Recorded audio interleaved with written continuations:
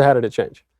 Well, so as I mentioned, I'd see angels and demons in about equal measure. And even though I could tell that demons would look kind of scary looking, they would be, kind of scraggly, skinny, gray skinned sort of creatures that had sharp teeth that would look kind of, frightening. There's a variety of ways they would look, but they always look a little bit scary. It wasn't, it was scary in the way of when you would see maybe a tiger at a zoo or something scary on the television. There was this sense of separation. And even though I could identify that's something that might be scary, there wasn't any sense of immediate danger. But when I was 9, one evening when I was at home, that experience completely changed. I remember it so vividly. My mom had just tucked me in and put me in bed. And she walked out of the room, closed the door, left it open just a crack.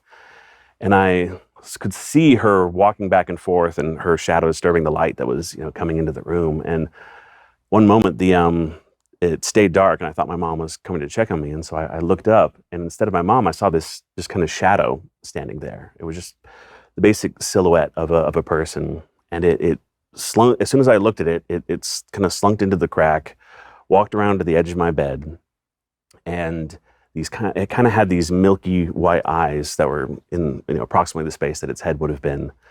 And as soon as it got to the foot of my bed, its eyes flashed, and I felt this overwhelming sense of fear. It was as if someone had just suddenly electrified me with the feeling of fear. It was running up and down my body. I felt like I couldn't move, couldn't breathe. Just this absolute panic was just going through my body. And I was locked in that space for some amount of time. I don't really know how long it was, but eventually I was able to kind of move my shoulders a little bit and build up enough momentum that I was able to roll down on my face. And once I kind of broke eye contact with it, I was able to fall asleep.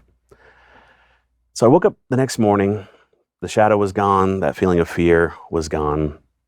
But I went throughout my normal day at school and things like that. I saw the same type of, demonic and angelic things that I would see typically throughout a day.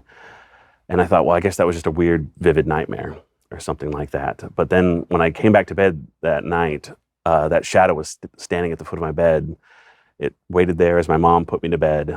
And then as soon as she walked out of the room, its eyes flashed again. And again, I had that overwhelming sense of fear. And this led into a period of about 3.5 years where every single night I would see all kinds of horrible demonic imagery of varying types.